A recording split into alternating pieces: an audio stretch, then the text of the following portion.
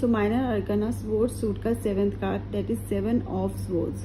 तो we have 7 swords here, 1 2 3 4 5 6 7 swords है।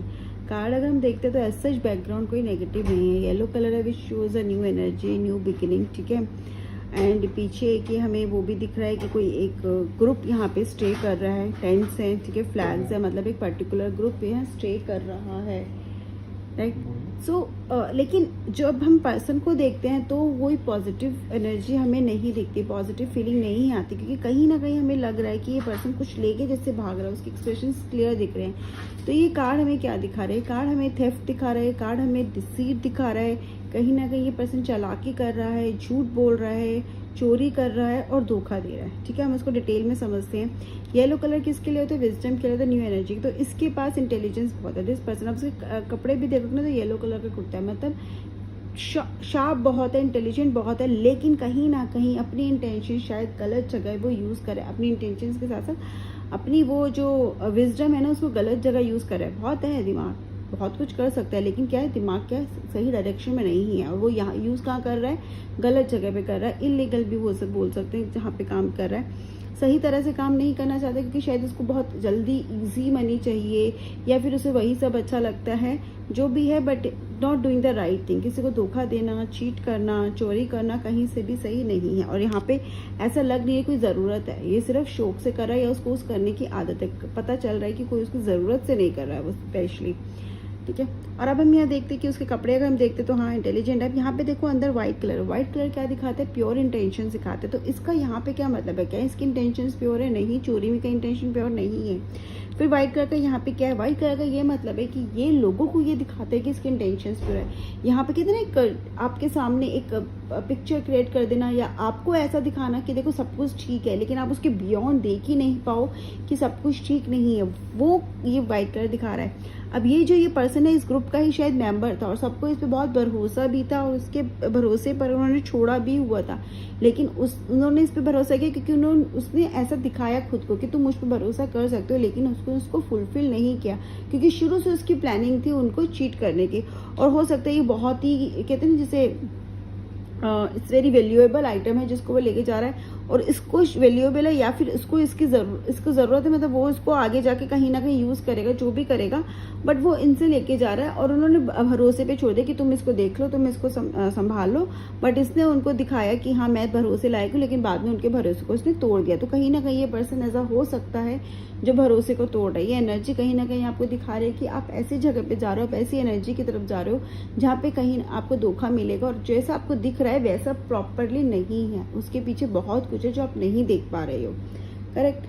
अब अगर हम इसके रेड शूज हैं, रेड कैप है, रेड कैप और शूज, रेड कलर क्या दिखाते हैं? Ready to take action. But यहाँ पे red shoes ready to take action ही है उसका, यहाँ पे भी यही मतलब है कि वो रेडी टू टेक एक्शन मतलब वो अपनी प्लानिंग करता है, तो जैसे उसको मौका मिलता है वो उस पर काम करना शुरू कर देता है। सिमिलरली ये कहीं ना कहीं ईगो भी दिखाता है इस पर्सन का। ईगो कौन सी वाला है? ईगो वो वाला जहाँ पे जो मुझे चाहिए मैं उसे लेके रहूंगा, चाहे बाय हुक और बाय क्रुक, जो भी हो जाए। मुझे अगर ये स्पोर्ट्स चाहिए तो मैं उसको लूंगा, चाहे वो प्यार से मुझे दे दे।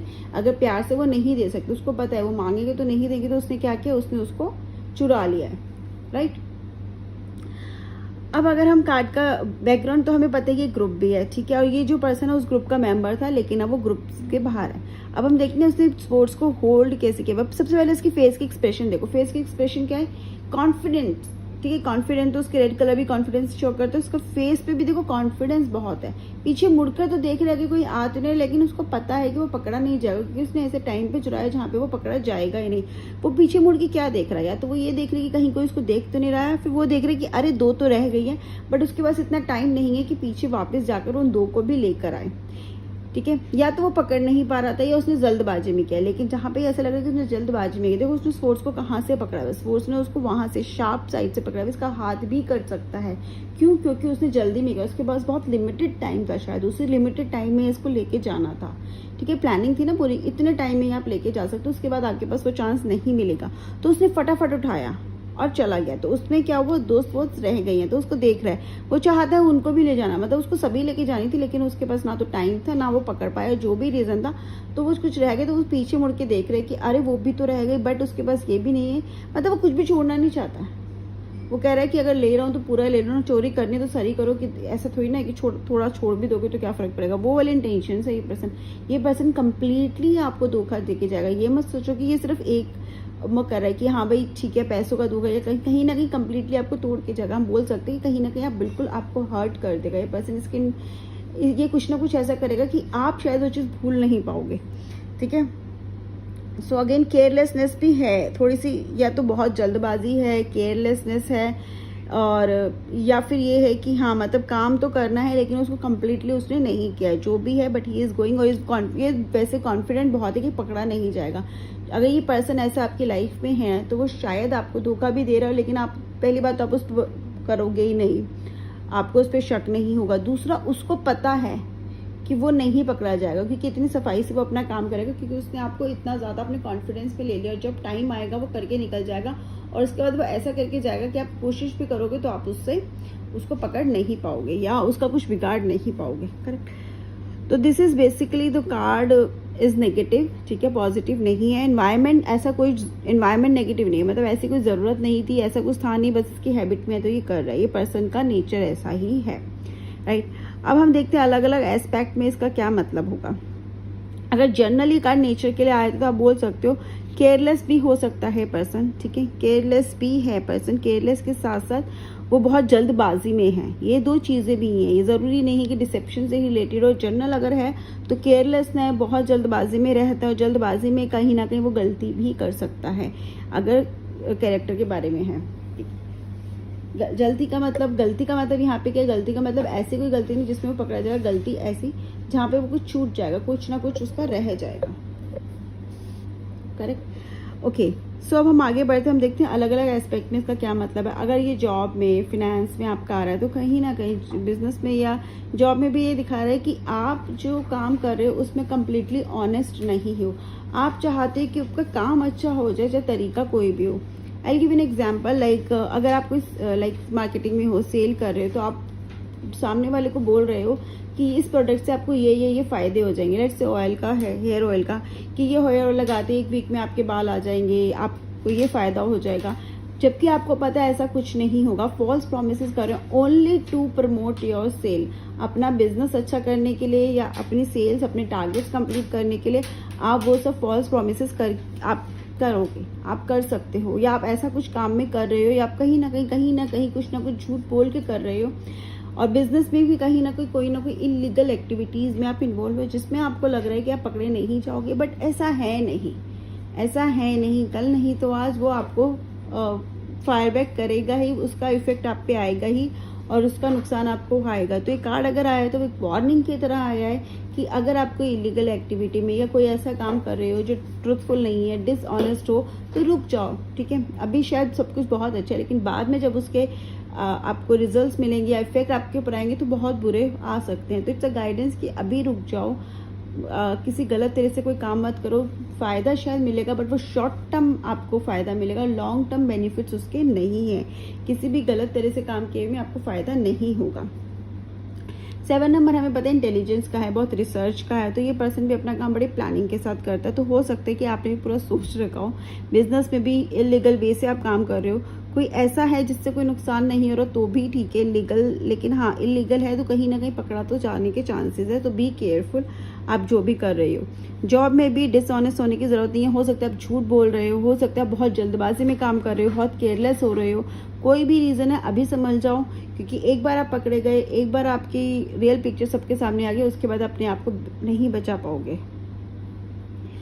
अगर रिलेशनशिप में ये कार्ड आता है तो अगर सामने वाले पर्सन के लिए आता है, सामने वाला पर्सन आपके लिए लॉयल नहीं है, ठीक है, कहीं ना कहीं वो आपको जो आपको दिखा रहा है वैसा वो नहीं है। ज़रूरी नहीं वो किसी के साथ रिलेशनशिप में हो, लेकिन वो पर्सन वैसा नहीं है। अगर वो आपको दिखा रहा है कि वो बहुत काम है, वो बहुत अंडरस्टैंडिंग है, तो उसकी बातों में मत आना, वो ऐसा नहीं है।